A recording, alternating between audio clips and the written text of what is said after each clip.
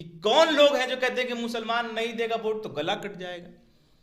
मुसलमानों को किस बात का डर दिखाया जाता है सेकुलर पार्टियों के द्वारा? यही ना कि दंगा हो जाएगा, गला कट जाएगा। हम मुसलमान डर से वोट नहीं दे रहा है आपको। आपसे आज कई समाज के लोग पीछे हटते चले जा रहे हैं। क्या कारण है? कहां गया वोट बैंक लालू यादव जी का? प्रचंड बहुमत। आज आप उपचुनाव जीतने में हाथ पैर जोड़ना पड़ रहा है, जद्दोजहद करना पड़ रहा है। ये वोट बैंक था लालू यादव जी का। दुनिया में, पूरे विश्व में मुसलमानों की सबसे बड़ी आबादी हिंदुस्तान के अंदर, भारत के अंदर, बिल्कुल सबसे बड़ा लोकतंत्र भारत के अंदर, केंद्र में हम अपना एक मंत्री नहीं दे पाए। किसकी गलती? रिप्रेजेंटेशन की बात करें। अब क्या मैसेज, क्या बताएंगे दुनिया को जाकर कि मुसलमानों के लिए ये देश कैसा है?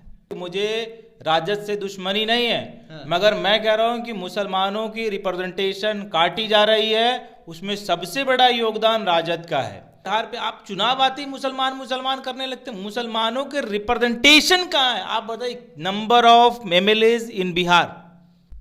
गोपालगंज और मोकामा का रिजल्ट आने के बाद कुडनी विधानसभा एक ऐसा है जिसको लेकर के कहा जा रहा है कि यहां से बाजी कौन मारेगा, महागठबंधन वहां से जीतेगी या एनडीए जीतेगी। इसी मुद्दे पे बात करेंगे। हमारे साथ में शाहान परवेज है, जन अधिकार पार्टी के प्रवक्ता है। आपका अगर संदर्भ है कि बिहार उपचुनाव कुडनी को लेकर, आप अगर ये पूछना चाह रहे हैं कि मुसलमानों की भागीदारी क्या है, मुसलमान वोटर्स कहां जा रहे हैं, यही सवाल ही है हमारा। मुसलमान वोट किसको करेंगे, सीट किसका जीत होगा, तो इतनी चिंता मुसलमानों की क्यों होती है चुनाव के समय में? चुनाव से पहले नहीं होता है बिहार में। मतलब कहां चुनाव के पहले पूछा जाता है? कौन पार्टी पूछ रही है मुसलमानों को? बिहार राजद ने नहीं बनाया एमएलसी।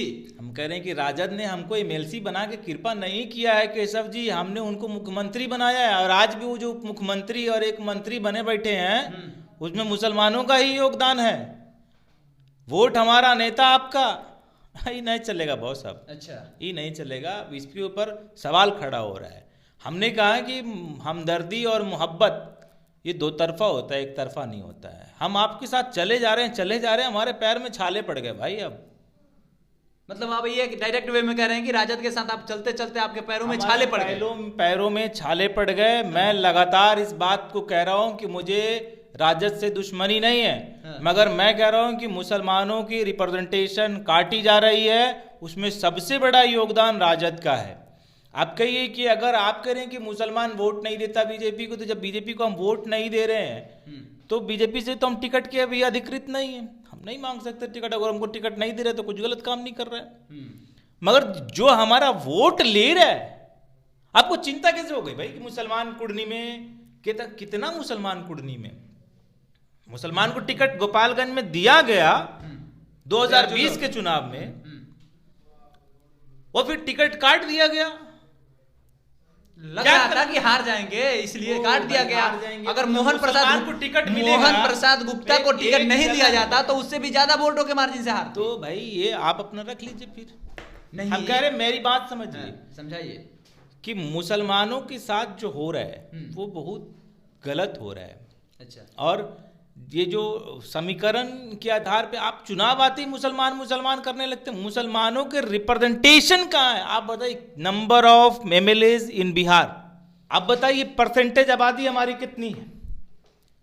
परसेंटेज आबादी हमारी कितनी है? कुडनी की बात आप कर रहे हैं। लालू यादव जी, मान्यवर काशीराम जी की आइडियोलॉजी पे चलने वाले माननीय लालू यादव जी, ये आइडियोलॉजी काशीराम जी की कहती थी जिसकी जितनी संख्या भारी उसकी उतनी भागीदारी। लालू यादव जी ने इस बात को आगे करा। उसके बाद पूरा पिछड़ा समाज, मुस्लिम, दलित सब जागा कि भाई हमारा रिप्रेजेंटेशन की बात कही है। लालू यादव जी ने पूरे आजीवन रिप्रेजेंटेशन की बात कही। अब रिप्रेजेंटेशन की बात कही तो हमें तो रिप्रेजेंटेशन आज तक नहीं ना मिला। आप कह रहे एक एमएलसी बना दिया। भाई एक एमएलसी बनाने से नहीं होता है। हमने एहसान मतलब नहीं किया। कौन बात का एहसान यार? हम मुख्यमंत्री बना रहे हैं आपको, हम केंद्रीय मंत्री बना रहे हैं आपको, हम आपके बहन को राज्यसभा हमारे वोट से न जा रहे हैं। आपका वोटर कौन है? सवाल पूछिए। आपका A to Z की पार्टी है ना। अब तो तेजस्वी यादव सीधे कह रहे हैं कि काहे नहीं जीत गए गोपालगंज? अरे अरे पिछले बार काहे 40,000 के मार्जिन से हार रहे थे, इस बार गए गोपालगंज पिछले बार 40,000 के मार्जिन से हार रहे थे, इस बार 1700। किसको गया? 42,000 वोट किसको गया? साधु यादव को। तो यादव समाज का वोट चला गया साधु यादव को। अगर वो आता रियाजुल हक को तो जीतते कि नहीं जीतते? तो आपको ना, अरे भाई पिछली बार 42,000 वोट, पिछली बार 42,000, तो पिछली बार कैंडिडेट कौन? मुसलमान। तो यादव का वोट गया साधु यादव को। अब जब कैंडिडेट हुआ वहां पे मोहन गुप्ता, तो वही साधु यादव को 42,000 की जगह पे 8,000 वोट आ गया। मतलब आप यादव का वोट मुसलमान को नहीं दे सकते, मगर मोहन गुप्ता को आप दे सकते थे। आरजेडी गठबंधन में कि सब जब पूछना पड़ेगा ना कि मुसलमान कैंडिडेट जब लड़ा तो साधु यादव को 42,000 वोट कैसे पड़ गया, और आज 8,000 वोट क्यों पड़ा? तो नहीं कह रहे हैं कि राजद वाले लोगों ने, महागठबंधन वाले लोगों ने मतलब वोट किया साधु यादव को वोट करवाया। किसने वोट किया साधु यादव को? आंसर दीजिए। किसने वोट किया साधु यादव को? हमने किया। खैर छोड़िए, वो 42,000 वोट आज कहां गया? अगर वो 42,000 वोट पिछली बार आया होता तो वहां जीतता मुस्लिम कैंडिडेट की नहीं जीतता। जीत जाता, आराम से जीत जाता। तो मुसलमानों का रिप्रेजेंटेशन काटा गया। इस बार टिकट आप इसीलिए काटे ना कि वहां से मुस्लिम नहीं जीत पाया। तो हरवा दिए आप लोगों ने। तो हरवाइएगा पहले, अब फिर कहिएगा कि टिकट नहीं। आज कुड़नी की बात कर लीजिए आप। छोड़िए, कुड़नी में मुसलमानों की आबादी कितनी है? 55,000 मुसलमानों की आबादी के बाद भी अगर मुसलमान को वहां टिकट नहीं मिल पाता है, 52,000 टिकट भी नहीं मिला, तो दुर्भाग्य है। अब तो सो कॉल सेकुलर पार्टी से हम सवाल पूछेंगे कि हमारा रिप्रेजेंटेशन कहां है? हमसे कम जनसंख्या वाले लोग अगर रिप्रेजेंटेशन की बात करें, और हम तो इसी नारे के साथ लालू यादव जी के साथ जुड़े ना भाई। जिस नारे को काशीराम जी ने कभी कहा, जिसकी जितनी संख्या भारी उसकी उतनी भागीदारी, लालू यादव जी ने इस बात को आगे बढ़ाया। हमारी संख्या, हमारी भागीदारी कहां? अगर मुसलमान अपने रिप्रेजेंटेशन की बात कर रहा है केशव जी, तो आपको आतंकवादी लग रहा है। आप मुसलमानों को धमकी देते हैं। कौन धमकी देता है? कि गला कट जाएगा। कहां गला कट जाएगा भाई? कैसे गला कट जाएगा? ये स्टेटमेंट किसका है? अरे भाई देखिए ना भाई स्टेटमेंट, ये वीडियो चलाइए, और उसके बाद आप अपने वीडियो पे पोस्ट पे जाके कमेंट पढ़िए कि कौन लोग हैं जो कहते हैं कि मुसलमान नहीं देगा वोट तो गला कट जाएगा।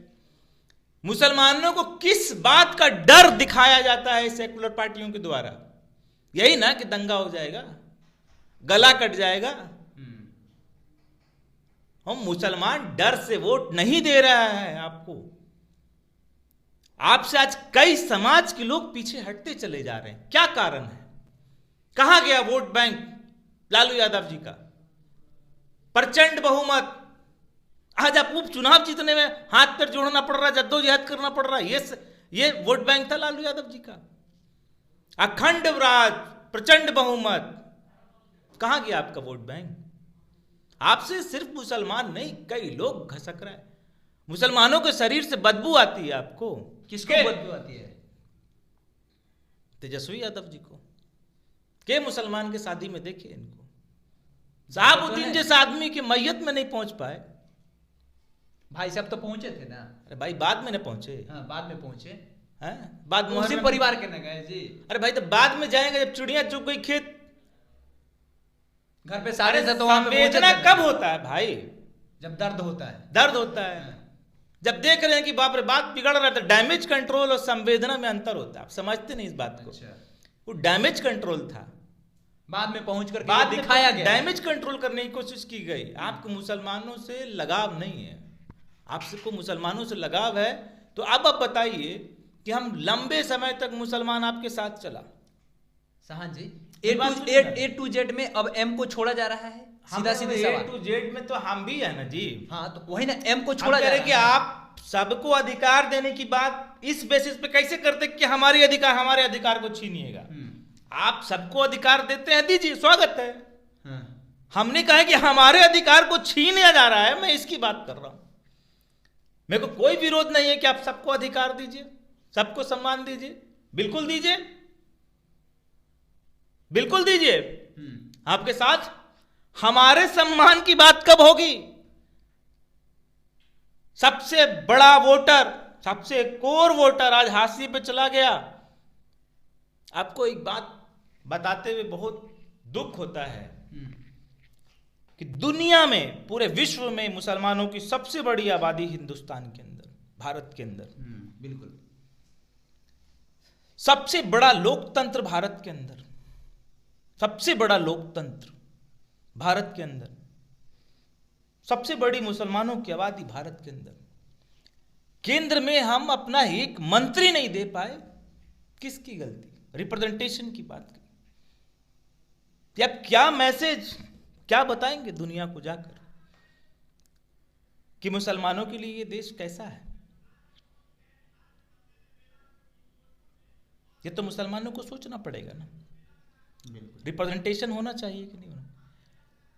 लोकतंत्र क्यों लागू किया गया, इसके पीछे की लॉजिक पूछिए कभी तेजस्वी यादव जी से, कि इस देश को लोकतांत्रिक ही क्यों बनाया गया? आजादी के बाद बाबा साहब अंबेडकर, महात्मा गांधी, पंडित नेहरू, अब्दुल कलाम आजाद, सरदार वल्लभ भाई पटेल जैसे कई दिग्गज नेताओं ने ये क्यों माना कि भारत को लोकतांत्रिक होना चाहिए? क्यों?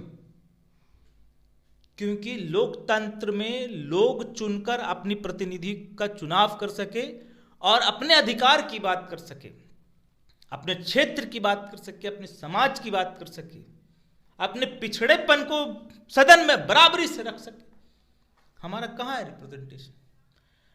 मैक्सिमम रिप्रेजेंटेशन की बात कही गई, लोकतंत्र का उद्देश्य है मैक्सिमम रिप्रेजेंटेशन क्रिएट करना। अच्छा, इस देश के अंदर रिप्रेजेंटेशन मुसलमानों का कहां है? हमने कहा कि अगर कोई रिप्रेजेंटेशन की बात करता है, मैं उसका विरोध नहीं कर रहा हूं, हर किसी को अपने रिप्रेजेंटेशन की बात कहनी चाहिए, लोकतंत्र का उपदेश है ये। अगर हम करें तो हम दुश्मन हो गए। वोट किसको दें किसको नहीं दें, आज से 3 महीना 4 महीना 5 महीना पहले जब जाइएगा तो बिहार में AIMIM की 5 ऐसे विधायक थे, लेकिन आज के समय में एक विधायक बचा हुआ है। अब जरा बताइए, एक आदमी हैदराबाद से आपके समाज को प्रतिनिधित्व करते हुए आ रहा है और बिहार के लोग उसको एक्सेप्ट नहीं कर रहे हैं, उसके पास संसाधन भी है, सब कुछ है, उसको सपोर्ट काहे नहीं कर रहे हैं? बताइए, पप्पू यादव समर्थन करेंगे इस बात का? हमने कहा केशव जी आप लिख लीजिए हमारी बात को। बोलिए। हम कह रहे हैं कि हमारी बात आज आप लिख लीजिए और रिकॉर्ड कर लीजिए। रिकॉर्ड हो रहा है ना, लिखा है। रिप्रेजेंटेशन हमको जहां दिखेगा, हमने कहा मैं इस पे विचार कर रहा हूं कि हमारे समाज का रिप्रेजेंटेशन क्यों गिर रहा है और इसको कैसे बढ़ाया जाएगा और इसका क्या उपाय है कि अपने रिप्रेजेंटेशन को बढ़ाया जा सके। और ये आवाज हम पूरे समाज को लगा रहे हैं कि अब चिंता करने का समय आ गया है, आपकी लड़ाई आप स्वयं लड़ेंगे।